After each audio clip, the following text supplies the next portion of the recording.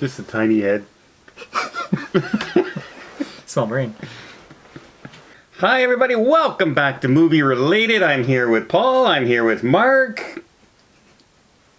Well, as much as Mark is ever here. We are doing Chris Pratt's new movie, Amazon Prime, Tomorrow War. Futuristic, trailer looked good, but does the movie hold up? Remember, it's a streaming service movie. They tend to have problems.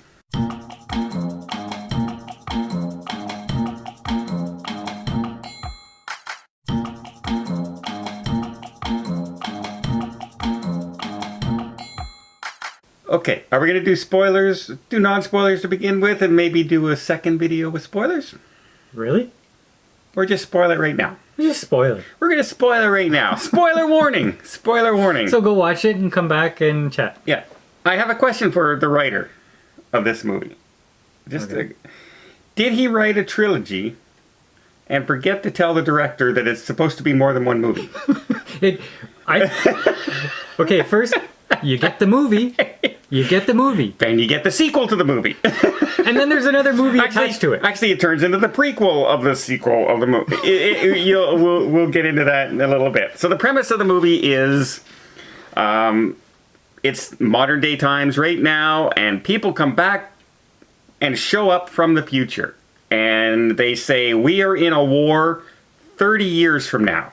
We're being invaded by aliens, and we're losing. And we need you to come back to us to help, otherwise humanity is gone. Your sisters, your daughters, everybody's gone. So that's where we basically almost start the movie, right? We were introduced to Chris Pratt at the beginning. And Chris Pratt's, he's just a dorky dad, Joe Blow kind of guy. Ex-military though. 15 years ago he was in the military. He was a commander of some kind in Iraq. Right now he's looking for a job in science, but he's like just a dork. He's a normal guy. Yeah, which is the good role for Chris Pratt. Because he's everyman sort of thing, right? He's that kind of character, that joking guy, the fun guy, the guy you want to hang around with. So that's where we set up. Now they show up. The most unbelievable part of this whole movie is that we are watching an American family watch soccer. Not football, the Super Bowl, or anything. They're watching the World Cup in soccer. He's a dork. He's not a normal, but I just found out, why soccer? Why is this soccer? I couldn't understand, but it doesn't matter. The future people... I know why. Oh, okay, go. Because they're in Miami area. Yeah. And down there they have lots of people from the Central America. They like soccer. So he probably had lots of friends over. But it was just their family sitting in the front of the couch. There was a Christmas party. There was 24 people there. Was there? All I remember is them like that zoom camera coming in on his face. Like this. And I'm going... But anyway, the people from the future show up and the world mobilizes. And immediately they send some soldiers to begin with, and they don't come back. They're wiped out completely. Then they start recruiting people, like drafting people. It's a world draft. Yeah. So what they do is they fit you with this little armband, and with this armband, you have to serve 7 days. No matter what. After that 7 days counts, if you're still alive, it'll transport you back home. Automatically. Yeah. So your service is done. But you got to serve that 7 days. Yeah. And it's random when your time comes up, etc. And a lot of people were saying, well, this doesn't make a lot of... Why would they not just go back and teleport everybody to where the aliens first show up and then just shoot them all when they show up and then it's over with? Well, they've created a time portal. So there's a time portal in this time and a time portal 30 years exactly in the future, and they both move simultaneously. So you can't change the day that you're sending people back. So if the war is lost in the future and keeps getting lost, you can't just go back the day before and fix the war kind of thing. So I like that idea that both time periods move simultaneously. One of the problems I had with the film is they have created time. You can travel back in time and back and forth, but they're still using machine guns. There's no futuristic real weapons in this. The jets look the exact same as they're using today. The Humvees are exactly the same. There's no futuristic weaponry in this. Well, There's futuristic technology in different areas, but there is no... 30 years from now, I'm imagining there are some crazy weapons compared to what we have now. Look at 30 years from today. Things are different. maybe. So that was a weird... I was kind of disappointed watching the movie up to a point. Like, all the way to the end of the actual movie. Okay, not the second part of the movie. That the aliens were just animals. There was no intelligence behind them. It was just like there was an... Although they were smart animals. They were smart. They were like... They would call to each other. They would plan. like smart hunting dogs. Or like in Alien, Yeah. you know? But it wasn't like... they weren't doing strategy. It was all instinct kind of stuff. And so I thought, okay, well, this is just a shoot 'em up. And yeah, there were a lot of tense parts in it. And I was okay with that. But I didn't feel like the enemy was a worthy enemy because they were doing strategy. It was just they were powerful animals. Yeah. What I liked about this was there's no contrived reason that these aliens have invaded. They're coming to take over the world, and there's this portal to the sky they're going to destroy, or they're going to terraform the earth. Nope. These creatures just want food, and we're food. In fact, all the animals on Earth are food as well. Like you see them hunting animals in the swamp at one point, and so they're not just going out, they're going after all life forms. They're just eating. And they were very formidable.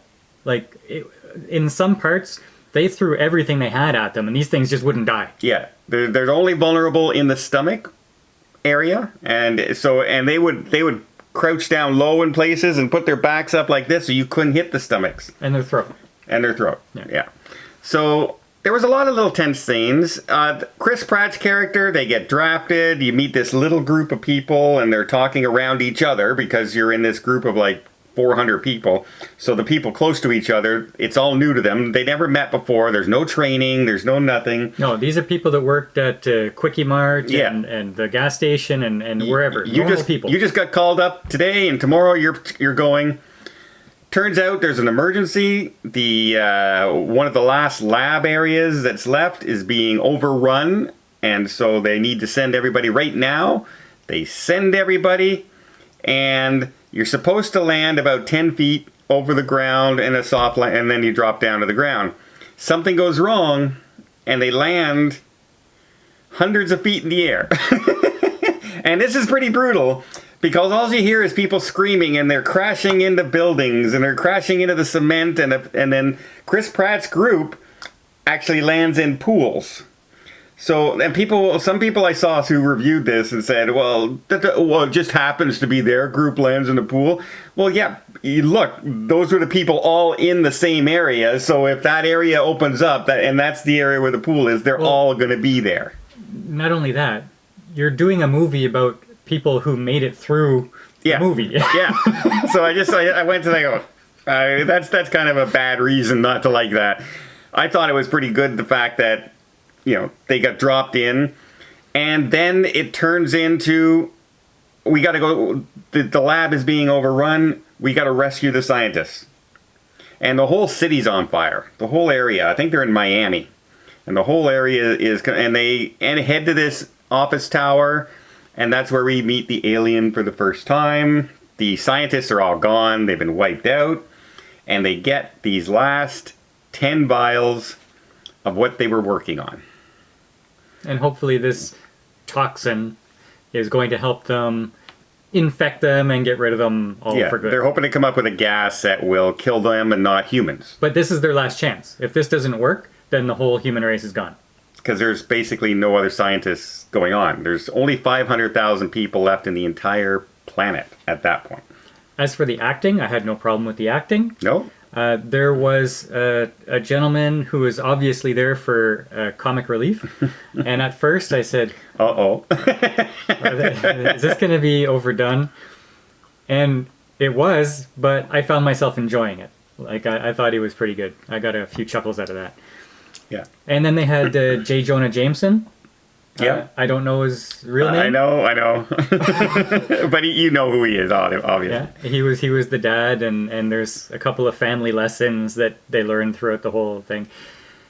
And I gotta say, this was a completely generic movie, Yes. but I enjoyed it. I did too. I had a hard time at the beginning. I'm going, this is taking a little while to start up here, and I don't really care about this stuff. And then it got into the action, and I started liking it. At first I went, to the alien, and then I went, oh, okay. I started getting into it more. So, and then when the people started getting knocked off, even in the group, you knew who was going to survive, who wasn't, almost right from the beginning.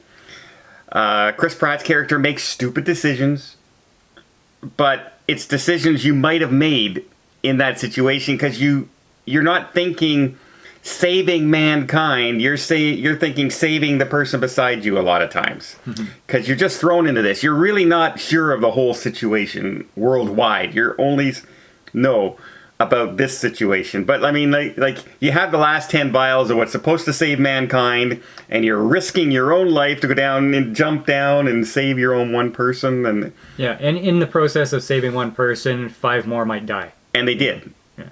Including the person you went down to save. Spoiler alert. So I thought, like, if you think a cross between Alien or Aliens and Starship Troopers sounds like a good movie, then give this a watch, I think. Yeah. Now we have to talk about the ending. Okay, not what they discovered. Let's not spoil that. But the ending was interesting in the way that it was kind of like a whole different movie. It was. It was. It could have been its own movie. This could have been the sequel. Or, yeah. Because it happens after, right? So the movie itself is 2 hours and 20 minutes. Sorry, Darren.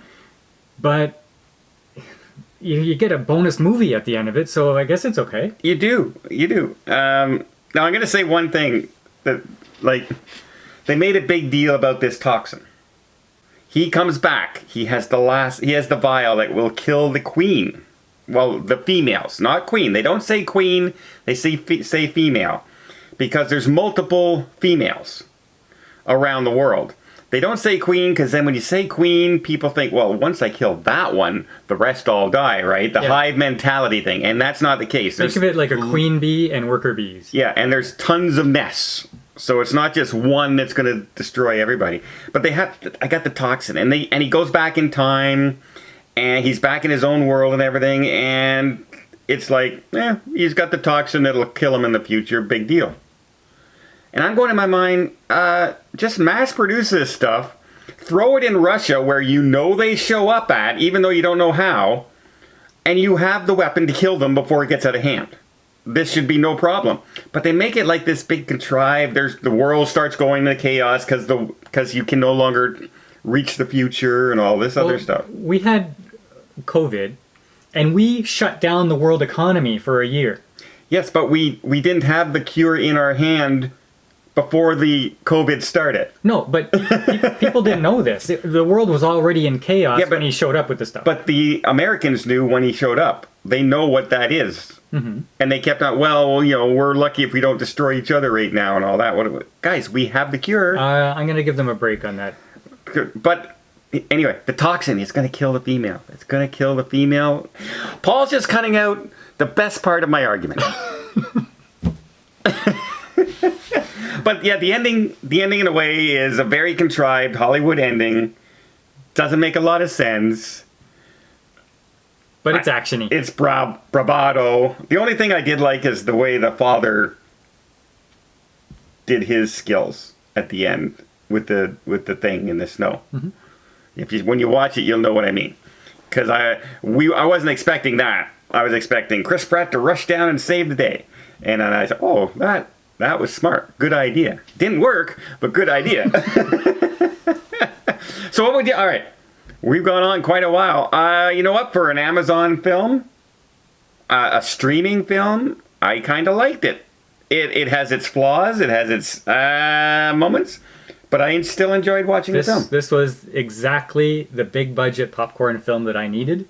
Yeah. I would have been really happy to see this in the theater. You know, I would give it a 7. I'll give it a 7 as well. I much preferred this than Army of the Dead. Oh, by far, yeah. You know, so yeah. And you know what? A lot of it is due to the acting that comes across. You feel for a lot of these characters a little more, even though it's a popcorn, and some of the things you go, come on, that you wouldn't really, humanity, not that person, humanity, you know, but if you think of it as a person in that situation, you're not thinking worldwide, you're thinking your friends, and it kind of makes sense to me. So I'm going to give it a 7 as well. Future War. Amazon Prime, if you have it. Tomorrow War. Chris Pratt. Give it a watch. I would give this a 7 even if it wasn't free. I enjoyed it enough that I would give it a 7. And it's one of the few films that ever comes out on streaming that I say I would probably watch again. So there you go. Haven't watched Army of the Dead again. Probably never will. And there you go. Until next time. Thanks, Mark, for all your contributions as always. We'll see you on the channel.